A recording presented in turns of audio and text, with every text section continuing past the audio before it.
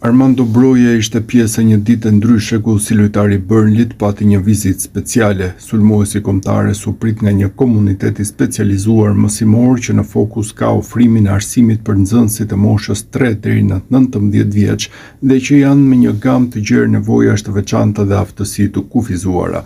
Dje patëm privilegjin të mirëprisnim një vizitë nga lojtarë të Burnleyt. Kjo u organizuar nga Burnley dhe Community për shkak të lidhjes son me klubin.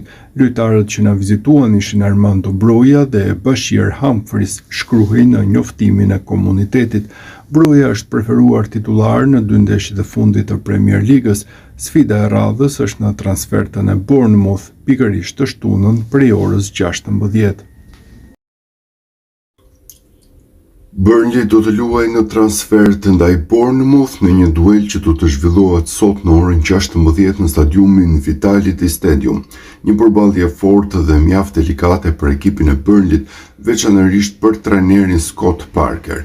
Ardhmja Parker është në pikpyetje për shkak të rezultateve jo bindëse në Premier League, të cilat kanë tronditur seriozisht stolin e tij. Ironikisht, fati i trajnerit anglez mund të varet nga paraqitja një shqiptari, Armando Brojës. Sipas mediave angleze, konkretisht Broja pritet të jetë sërish titullar në këtë sfidë. Sulmuesi të kombëtares shqiptare, Parker do t'i besojë repartin ofensiv, duke shpresuar në shpërthimin e tij për ta udhëhequr Burnley drejt një rezultati pozitiv.